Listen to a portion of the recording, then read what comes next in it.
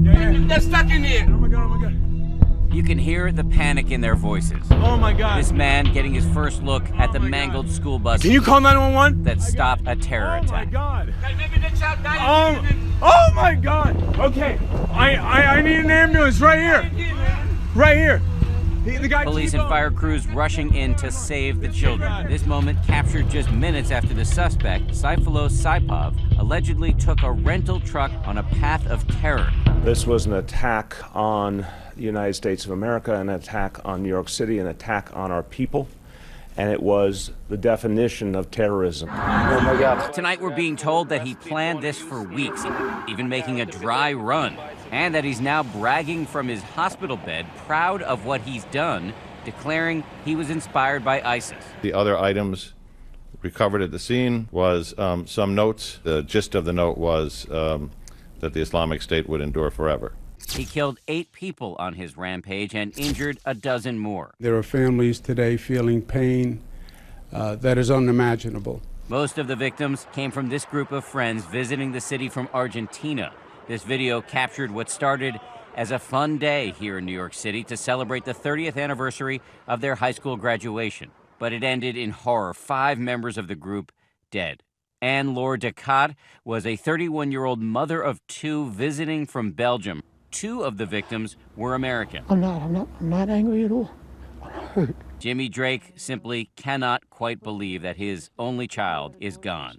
It was one of those wonderful father-son relationships. Darren Drake, a 32-year-old project manager, was out on a bike ride between work meetings when he was run down. He was born 3 blocks away from where we just identified the body. Also killed 23-year-old Nicholas Cleaves, also an only child. He lived with his mother just a few blocks from the scene. I love him so much, so I consider him my friend. Our hearts break for them, and we pledge to renew our resolve in their memory.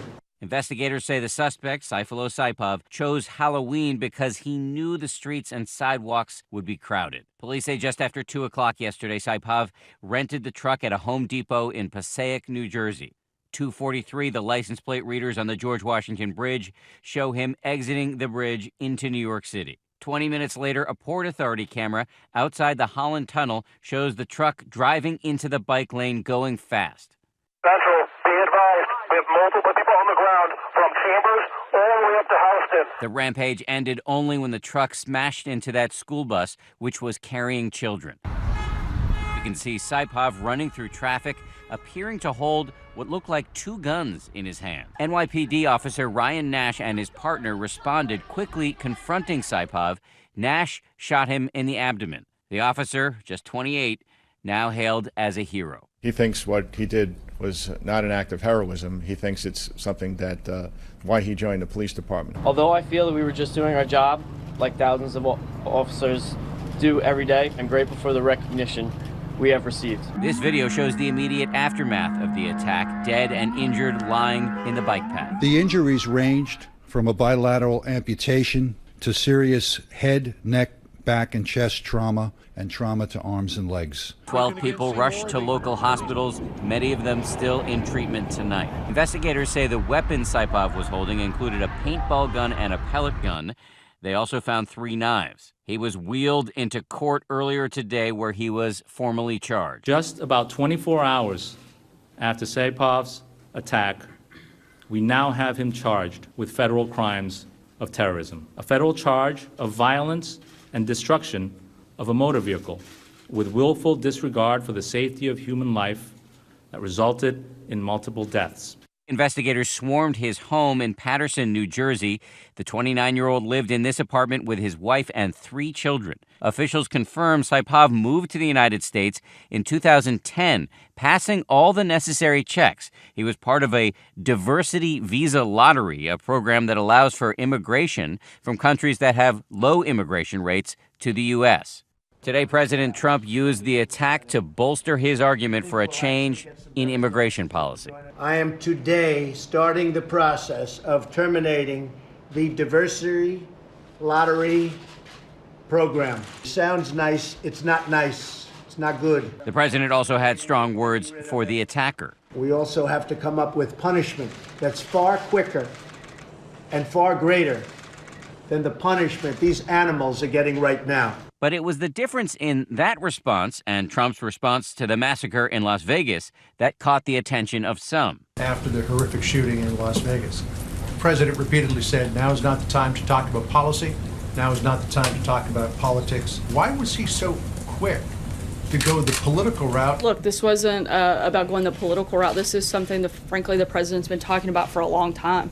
This isn't a new policy. This isn't a new position. This isn't a new conversation. You had an episode of an immigrant who happened to be Muslim who was attacking Americans in the name of Islam. That is terrorism, and it's exactly the kind of terrorism that President Trump views as a threat. He doesn't view and hasn't viewed the same kind of threat of gun violence as exhibited in Las Vegas, for instance, as he does around this. And he tapped into the fears of a lot of Americans during his campaign around just these sorts of episodes. As it happens, Uzbekistan, where the suspect was born, is not among the countries listed on the president's travel ban. But there have been recent terror ties to the country. He was the point of contact, the primary point of contact for, and this is preliminarily, 23 people that came in or potentially came in with him.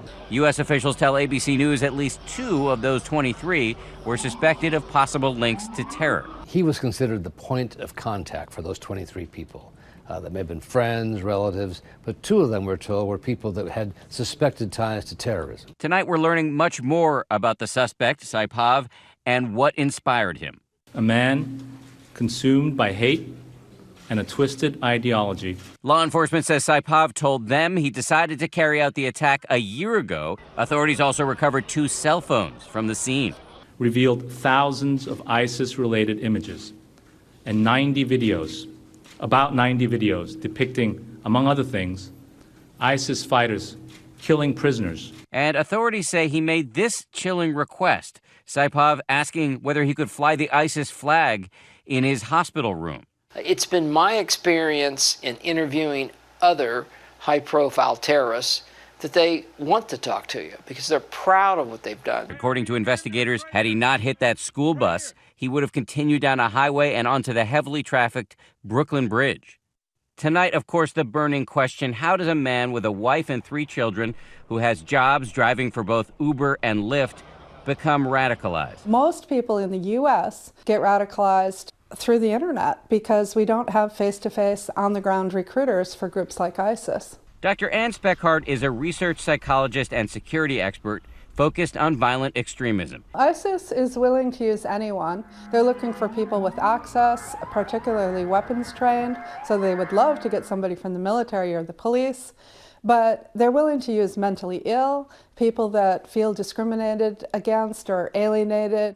For the past few years, Dr. Speckhard has interviewed dozens of ISIS defectors and their family members, and she says she worries there aren't preventative systems in place here in America to report people showing signs of radicalization. We need hotlines that family members can call and ask advice and ask how they can intervene, and that we need rapid intervention teams that deploy immediately with a counselor and an imam so that they can say, no, you've got Islam all wrong. This is not what Islam says, and you will not be a martyr, and you will not go immediately to paradise for killing innocent civilians. Tonight, New York City is on high alert with a major public event looming, the New York City Marathon, this weekend. 2.5 million spectators will line the streets. We've added more sand trucks, more blocker vehicles. We more than doubled our observation teams, our rooftop observation posts, as well as our counter-sniper teams. New York City is no stranger to terrorism, and in its darkest hours, we often see a spirit of unity and strength shining through. Be strong, be proud, be resilient. Show the whole world right now that we will not be moved by terror. And tune in to 2020 on Friday for the Diane Sawyer special, ISIS in America. Hi, everyone. George Stephanopoulos here. Thanks for checking out the ABC News YouTube channel. If you'd like to get more videos, show highlights, and watch live event coverage, click on the right over here to subscribe to our channel. And don't forget to download the ABC News app for breaking news alerts. Thanks for watching.